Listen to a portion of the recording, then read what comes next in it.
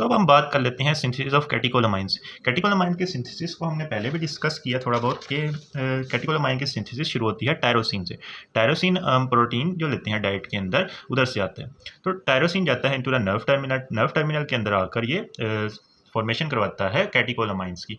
अब इन रिएक्शंस को हम स्ट्रक्चर वाइज समझने लगे। पूरी फार्माकोलॉजी में मैं आपको स्ट्रक्चर याद करने को नहीं कहूँगा, लेकिन ये वाले जो ड्रग्स हैं इनके आपको स्ट्रक्चर जरूर आने चाहिए। एग्जामिनेशन पॉइंट ऑफ व्यू से भी ये इंपॉर्टेंट है। तो ये वाला जो स्ट्रक्चर है, this structure is of tyrosine.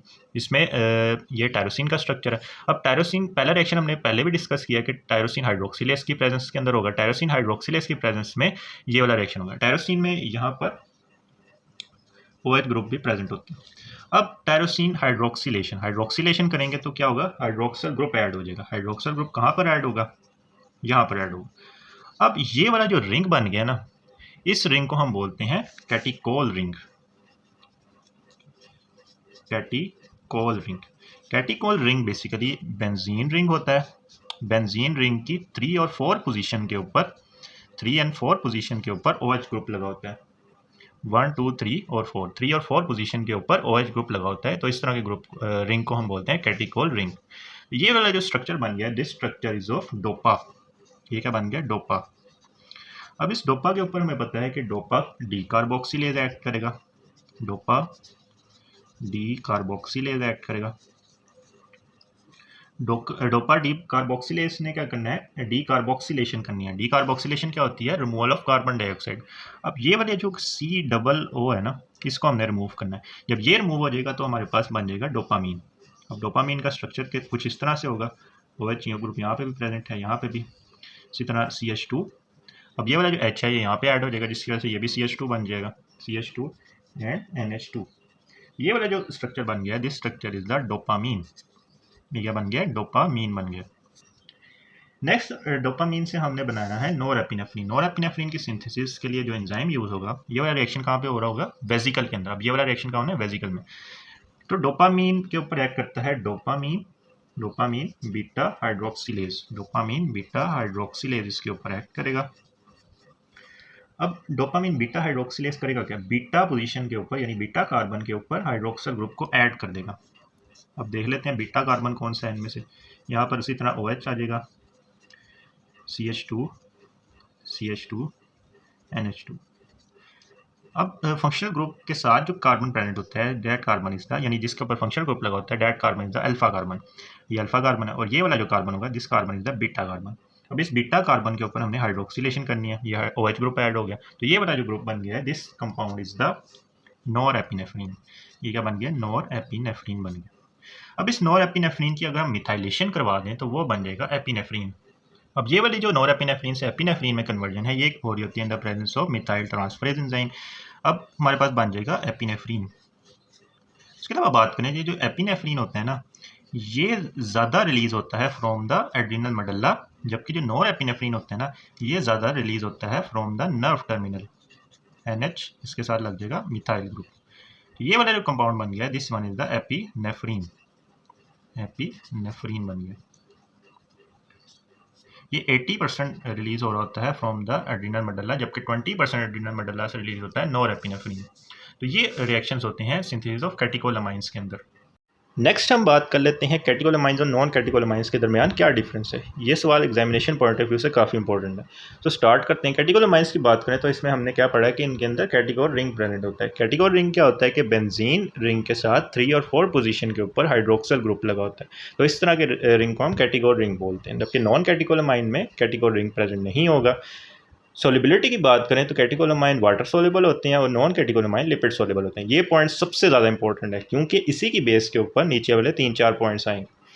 क्यों, वाटर सोल्युबिलिटी की वजह से क्या होगा कि जो कैटेकोलामाइन है ना, उनको हम ओरली नहीं ले सकते, यानी ओरली वो इफेक्टिव ही नहीं है। क्यों नहीं इफेक्टिव, क्योंकि जो लिपिड सोल्युबल ड्रग होते हैं ना, वो गट से अच्छी तरह से अब्जॉर्ब हो सकते हैं, जबकि जो वाटर सोल्युबल ड्रग है ना, वो उनकी अब्जॉर्प्शन ही कम होगी, तो वो ज़्यादा इफेक्टिव ओरली नहीं होंगे। तो कैटेकोलामाइन के बारे में हम ये कहते हैं कि नॉट इफेक्टिव ओरली, जबकि नॉन कैटेकोलामाइन चूँकि लिपिड सोल्युबल है तो ये ओरली इफेक्टिव होंगे। नेक्स्ट पॉइंट भी उसी के साथ रिलेट कर रहा है कि CNS के अंदर पेनिट्रेशन इनकी पुअर होती है, क्योंकि ये पोलर है, और नॉन कैटेकोलामाइन क्रॉस कर देते हैं ब्लड ब्रेन बैरियर को और CNS इफेक्ट्स भी प्रोड्यूस करते हैं। नेक्स्ट कैटिकोलामाइन इनएक्टिव हो जाते हैं बाय कोमेट या COMT, जिसको हम कैटिकोल ओमिथाइल ट्रांसफरेज बोलते हैं, और माओ की प्रेजेंस में, मोनोमाइन ऑक्सीडेज की प्रेजेंस में इन द GIT इनएक्टिवेट हो जाते हैं। दूसरी तरफ नॉन कैटिकोलामाइन, इस पे COMT और जो माओ होते हैं वो एक्ट नहीं करते। अब होमोलोगस डिसेंसिटाइजेशन को समझने के लिए लेफ्ट साइड ऑफ डायग्राम को देखो। लेफ्ट साइड के ऊपर प्रेजेंट है बीटा 1 एड्रीनर्जिक रिसेप्टर।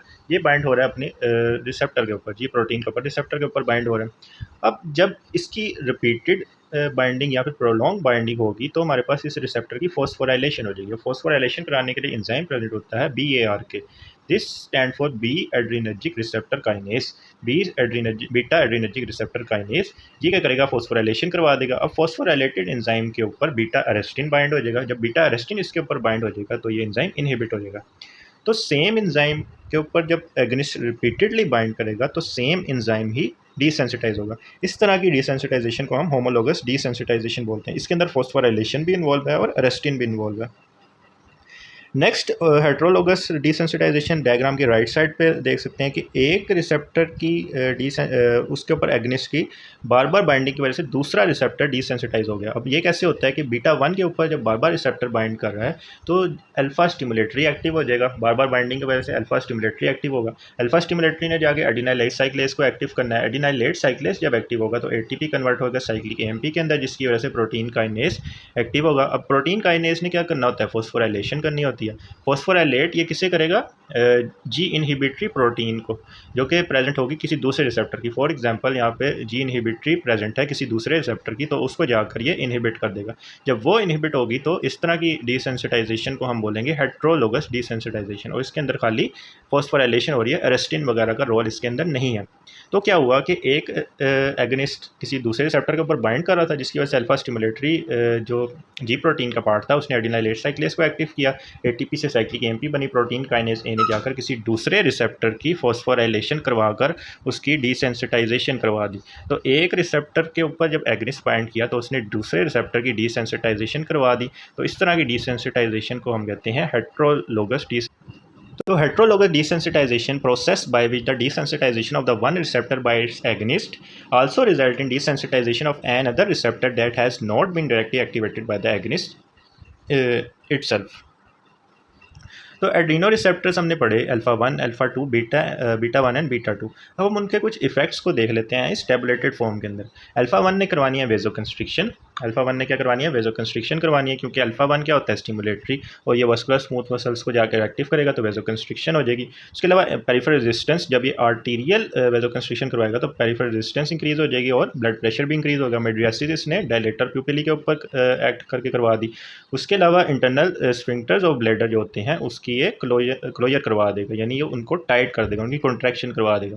अल्फा 2 हमने कहा कि प्री साइनेप्टिकली प्रेजेंट है। प्री साइनेप्टिकली ये प्रेजेंट है तो ये क्या करेगा, नोरेपिनेफ्रिन के रिलीज़ को कम कर देगा। उसके अलावा एसिटाइलकोलिन के रिलीज़ को ये कैसे कम करता है, जब हमने समझा था ना कि कॉन्सेप्ट समझा था ऑटो रिसेप्टर और हेटेरो रिसेप्टर का, तब हमने कहा था कि अल्फा 2 रिसेप्टर प्रेजेंट होती हैं कोलिनर्जिक नर्व एंडिंग पे। कोलिनर्जिक नर्व एंडिंग पे जब अल्फा 2 रिसेप्टर एक्ट करेगा तो वो एसिटाइलकोलिन के रिलीज़ को कम कर देगा। जब एसिटाइलकोलिन का रिलीज़ कम हो जाएगा तो हमारे पास सिंपथेटिक एक्टिविटी डोमिनेट कर जाएगी।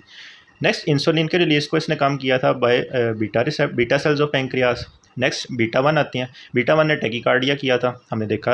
उसके बाद लिपोलाइसिस किया, क्योंकि बीटा 3 प्रेजेंट होते हैं ना, तो बीटा की ये टाइप होते हैं, तो लिपोलाइसिस को इन्होंने इंक्रीज़ किया। उसके अलावा मायोकार्डियल कॉन्ट्रैक्टिलिटी को इंक्रीज़ किया और रेनिन के रिलीज़ को इंक्रीज़ किया जुक्स्टाग्लोमेरुलर apparatus के ऊपर एक्ट करके। बीटा 2 ने वेजोडाइलेशन किया, हमने पहले भी बात की। Slide decrease peripheral resistance, vasodilation होगी तो पेरिफेरल रेजिस्टेंस कम हो जाएगी। उसके अलावा ब्रोंकोडाइलेशन किया। इसके अलावा जो मसल और लिवर की ग्लाइकोजिनोलाइसिस है ना, उनको इंक्रीज़ किया और ग्लाइकोजेनेसिस को डिक्रीज़ किया। ग्लूकागॉन के रिलीज़ को इंक्रीज़ किया bye acting on alpha cells of pancreas. उसके अलावा यूट्राइन स्मूथ मसल्स की रिलैक्सेशन करवाई है। एपिनेफ्रिन के फार्माकोलॉजिकल एक्शन हमने देख लिए, GIT के ऊपर, जेनेटो यूरिनरी सिस्टम के ऊपर, ब्रोंकियल स्मूथ मसल्स के ऊपर, आई मेटाबॉलिक इफेक्ट्स भी देख लिए, sweat glands, anti allergic effects. Sweat glands की बात करें तो जो एक्राइन स्वेट ग्लैंड्स होती हैं उनकी ये स्क्रीशंस को डिक्रीज़ कर रहे होते हैं, जबकि एपोक्राइन स्वेट ग्लैंड्स की स्क्रीशंस को ये इंक्रीज़ कर रहे होते हैं। एक्राइन की डिक्रीज़ और एपोक्राइन की इंक्रीज़। एंटी एलर्जिक इफेक्ट्स इसके हिस्टामिन की रिलीज़ को कम करते हैं, इस वजह से होते हैं। उसके अलावा ये वेजोकंस्ट्रिक्टिव इफेक्ट्स की वजह से भी इसके एंटी एलर्जिक इफेक्ट्स होते हैं। सेंट्रल नर्वस सिस्टम पर हमने बात की कि कैटेकोलामाइन सेंट्रल नर्वस सिस्टम पे एंटर नहीं कर सकते, इसलिए इनके माइल्ड इफेक्ट्स होते हैं। थेराप्यूटिक यूसेज एनाफाइलेक्टिक शॉक के अंदर। उसके अलावा prolong the effect of local anaesthetic agents, क्योंकि ये वेजोकंस्ट्रिक्शन करवा रहे हैं तो ये लोकल एनेस्थेटिक एजेंट्स यानी किसी थोड़ी जगह पर यानी लोकली हमने कोई एनेस्थेटिक एजेंट दिया है तो उसको लोकलाइज करने के लिए हम एपिनेफ्रीन देते हैं, क्योंकि एपिनेफ्रीन ने वेजोकंस्ट्रिक्शन करवा देनी है और वो लोकलाइजेशन को इंक्रीज़ कर देगा, यानी उसी जगह पर ही एनेस्थेटिक एजेंट रहेगा, मेटाबोलाइज नहीं होगा। उसके अलावा restore cardiac rhythm in patient with cardiac arrest के अंदर यूज़ कर सकते हैं। उसके अलावा जो हीमोस्टैटिक एजेंट्स होते हैं ना ब्लीडिंग सरफेस के ऊपर, यानी ब्लीडिंग सरफेस के ऊपर हम इसको as a haemostatic agent use करते हैं, क्योंकि ये वेजोकंस्ट्रिक्टिव इफेक्ट प्रोड्यूस करता है जिसकी वजह से ब्लड कोएगुलेशन इंक्रीज़ हो जाती है। एडवर्स इफेक्ट इसके रेस्टलेसनेस होता है, थ्रोम्बिक हेडेक होती है, ट्रेमर्स होती हैं, ट्रेमर्स हमने पहले भी बात किया। इसके अलावा पाल्पिटेशन होती है, सेरेब्रल हेमरेज होता है क्योंकि राइज इन ब्लड प्रेशर होता है, sharp rise in blood pressure की वजह से। वेंट्रिकुलर अरिथमियाज इसकी वजह से हो सकती हैं। उसके अलावा precipitation of angina in patient with coronary artery disease. Contraindication इसको non selective beta adrenergic antagonist जब हमने दिए होते हैं तब यूज़ नहीं करते, क्योंकि ये उनके इफेक्ट्स को जाकर नलीफाई कर देगा। हाइपरटेंशन में क्यों नहीं देंगे, क्योंकि ये ऑलरेडी हाइपरटेंशन करा रहा होता है, तो हाइपरटेंशन में नहीं देंगे। हाइपरथायरॉयडिज्म में भी इसीलिए नहीं देंगे क्योंकि ये हार्ट रेट वगैरह को इंक्रीज़ करवा रहा होता है। एंजाइना पेशेंट में ऑक्सीजन डिमांड इंक्रीज़ हुई होती है, इसलिए उनमें भी इनको नहीं देंगे। फियोक्रोमोसाइटोमा के अंदर भी नहीं देंगे क्योंकि हाइपरटेंसिव क्राइसिस हो सकता है इससे।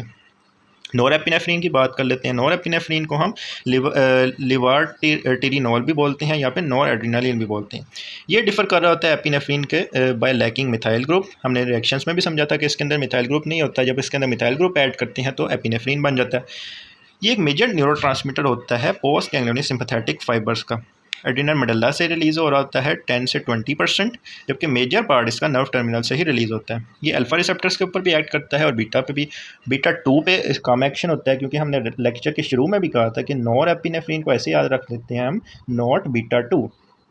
फार्माकोकाइनेटिकल इसकी प्रॉपर्टीज़ की एब्जॉर्प्शन और फेट वगैरह हमने डिस्कस किए थे जब हमने ट्रांसमिशन समझी थी तब। नेक्स्ट इसके इफेक्ट्स भी एपिनेफ्रीन वाले ही होंगे, जब बीटा 2 इफेक्ट्स इसके नहीं होते, क्योंकि बीटा 2 रिसेप्टर पे इसकी बाइंडिंग कम होती है, तो बीटा 2 वाले इफेक्ट्स इसके नहीं होंगे। सीवीएस पे इसके इफेक्ट्स अभी हम समझेंगे।